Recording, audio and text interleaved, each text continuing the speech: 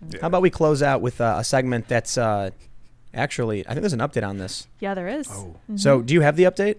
I sent it to you earlier. But the update is the school has relented, right? Yes. So we'll just talk Indeed. about this. Did you hear this story? You did. You're giving the thumbs up. Yeah, I had water in my mouth. I read this. I just kind of glanced at it, watched the video of them running out, and saw the headline.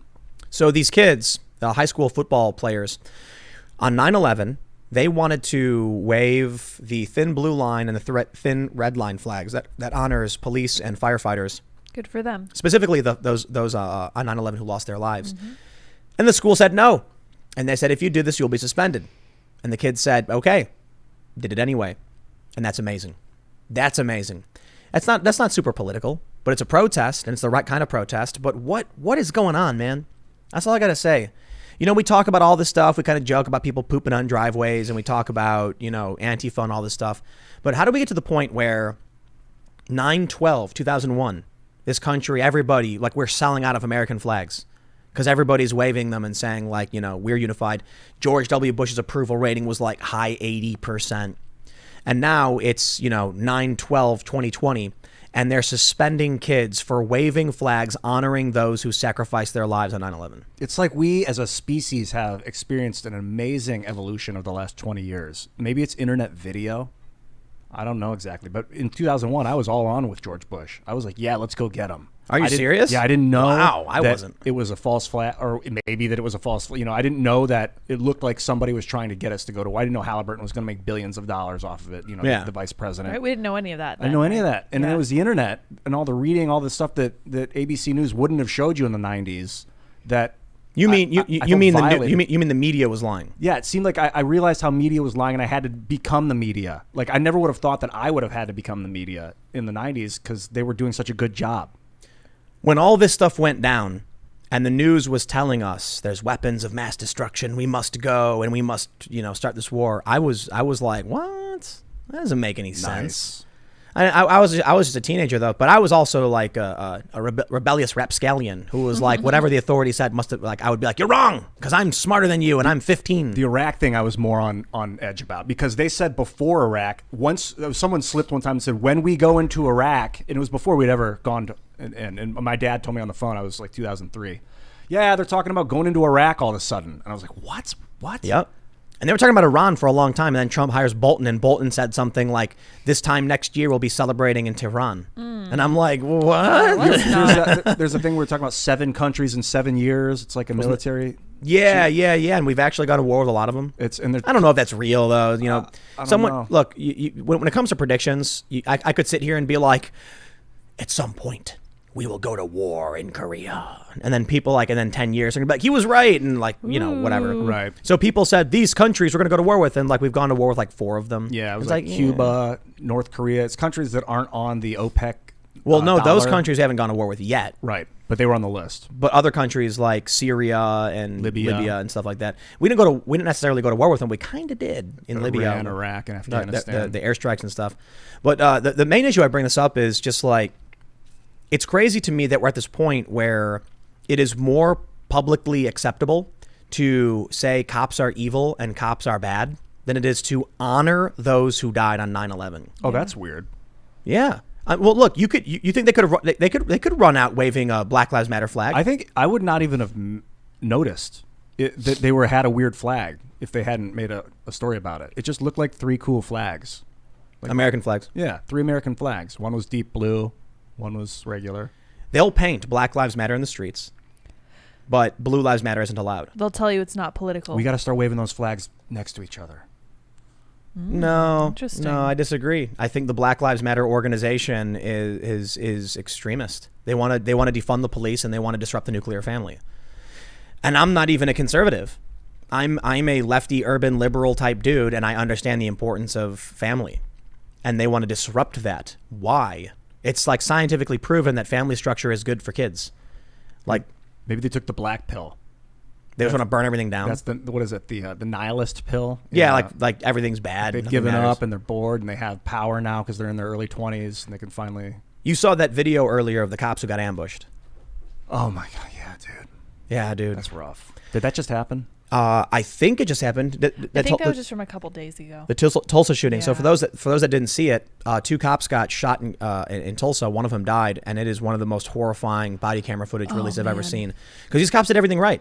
They pulled the guy over who was breaking the law. They told him to get out of the vehicle. He wouldn't do it. They used taser and pepper spray. They told him 40 times. 40 times, get out of the vehicle. Very clear. They didn't want to hurt him, and they didn't want to kill him. They didn't want it to become another riot Absolutely. scandal. And then while he was crying and saying, "You're hurting me, you're hurting," he was actually reaching under his seat to grab his gun. And then he did. And the gun is probably why he didn't want to get out of the car. He needed to get to his gun. No, he knew that getting pulled over meant they'd find the illegal gun. Oh, okay. And he was done. So he decided he didn't want, for those that have seen the video, look, this dude was not trying to just shoot cops to escape. He waited. He took his time to try and execute one of the cops. Yeah, it was He very, stopped and aimed. He And could have, and then he fled. So, yeah, I was going to ask something, but I don't remember. But he pointed at the cop, took his time. It He looked he planned aimed, it all out. gripped with both hands, aimed at the head, and put a bullet in the cop's head. That cop survived. So I bring that up at the same point with this. So apparently the school has relented, and I don't know exactly what happened, but they were that's like, great. Yeah. But I'm just bringing it up as the final quick segment is just how do we get to this point, man, where we're in this country where everybody's got cops. Everybody. Even if you live in the middle of nowhere, you got a sheriff or something you've probably talked to, and maybe you don't really see them. They're state patrol, but cops are everywhere. You talk to them, you might have a negative interaction because they give you a ticket. It's like, yeah, you were speeding. Otherwise, what's cop going to pull you over for? I've had cops help. yeah. Get locked out of your car or something. You pulled over on the highway, and they're like, "What's going on? Anything I can help you with?" Dude, and you're honestly, like, "Definitely." when I'm speeding and I get pulled over, I'll thank the cop because it's dangerous to speed. And if I'm doing that, I really shouldn't be. I mean, I wouldn't thank the cop. I do. I'd be like, every- "Oh, you got me." Every time I'm like, thank you. I wouldn't say anything. I'd be like, "Well, so I've never actually gotten a ticket for speeding. I've sped before. The one time I was really speeding like crazy, I was in the middle of nowhere, like far west Illinois, just like total back roads. And so there was nothing. So I was like, screw it. And I slammed the gas and I was going like 80. And that was like, what is that? Like, it was like, I was going like 30 miles over the limit. And then I see a cop way up in the distance and I'm like, okay, I'll slow down. When I pass him, he pulls out and starts following me. And I'm like, oh no, oh geez. And then he pulls me over and he was like, you were speeding. And I was like, yeah. And he's like, hold on. And then he came back, he gave me a warning. He's like, slow down, kid. And I was like, I'm not speeding anymore. Yeah. And that was all it took. I guess he ran my plate. So I was like, I don't tickets or anything or whatever. And he was just like, here's your warning, slow down. And I was like, yeah. Because you can kill other people when you're speeding. That's dangerous. Totally. That's true. So it's like you can have a negative interaction with cops, but don't we still have to recognize? Well, you know what? I'm just gonna say it. Defund the police is only possible because they've successfully demoralized us as a society. Mm-hmm. We're at the point now where people are like, I guess it's okay to say the police are bad. Well, how spoiled are we to live in a world so peaceful and organized that we feel like we can say, screw the police. Yeah. We Yeah. don't need them. Are you serious? And then you have poor people in like minority communities that are like, we need Please, more we need police. police. Yeah, the crime is out of control. It's these like it's interesting. What is this, like a high school? So it's these like progressive white, social justice areas. Yeah, so the headline doesn't encapsulate this very well, but they were put back on active status, and that's what they say in this. Oh, article. okay. So students are back. But they to it. are they going to let them wave the flags? I believe so. It says the local schools. Little Miami local schools is saddened to see this story take such a negative turn. The district enjoys an outstanding relationship with their local police and fire agents. It's not about local Yeah, police. It's about I know. 9/11, dude. I know. Well, Dude. yeah, he went on to reference an event that they had later in the day to honor the anniversary of 9/11. So this is something they took seriously. My understanding, too, is that they didn't have permission to fly the flags. And Right, so why they were didn't getting- give them permission, I don't know. And, But and they were getting busted because they didn't have permission, Right, not because I of the guess. flags they were flying. I guess. But they should have given them permission to fly those flags, right? Because it was 9/11. It was important to them. I'll tell you what, man. Take a look at this story. It's from February. 9/11 memorial vandalized in Plymouth less than a week after town's Right. other landmarks were defaced. This is so depressing. Dude, it's a 9/11 memorial and they knocked it over. Do you know what? This is crazy. It's a fire. Wow, dude. I was saying this earlier. You wanna have an argument about the police use of force, police brutality? Absolutely. And we can talk about police reform and the appropriate changes. You want to talk about the firefighters and cops on 9/11? who saw explosion in the sky and debris raining down and people screaming. And as everyone ran to safety, they ran into the buildings and ended up getting crushed, sacrificing themselves to try and save people. And many people got pulled out by these cops and firefighters, made it to safety, and those people lost their lives. And so we build little statues for them because we always want to remember that this is the true the moment, you know, humanity does the best. And then some lunatic desecrates it, knocking it over. So I read that they did repair. There's an old story. Good. But just like seeing these kids running out with these flags, and I'm like, I want to stand and salute these kids and be like, yes, that's what humanity's all about. The people on 9/11 saw the explosion, saw the fire and debris, and they could have ran away. And they got on their cars, they jumped on those fire trucks, and they said, we got to get there as fast as possible. They need us. And then they died. And many of these people who went down there and were helping after the fact, and even there on the day, suffered the horrifying lung diseases from breathing all this stuff in for decades to come. I worked there at Ground Zero, and we had to get those breathalyzer tests. I started in October, and by November, we were getting like breathing things. You had to certify that you weren't sick before you got there. Wow. To like see if you had the illness or whatever. To test if it. Could you imagine? Gave it to you. You know, not some people lost their lives, but others they put themselves in a position to suffer for decades to save people, the people who got this lung. And that's why it was so impressive to see Jon Stewart fighting so hard. Yeah, I just saw him talking about that today. I think it was. Yeah, is there good news or is there bad news on it? I think he was just out talking about it. Because he praised Trump before, and he said that Trump was the only one who was helping these guys. And it sickens me how the media just like, it has to be bad about Trump. It can never be good. And Jon Stewart, good dude. I don't know where we're at right now, so I don't know where the funding's at, but this story, man, makes me really angry, especially when you see these body camera video stuff get released. You see how, I think it was in Portland, they didn't have enough Chinook helicopters to put out the fires because they're over in Afghanistan.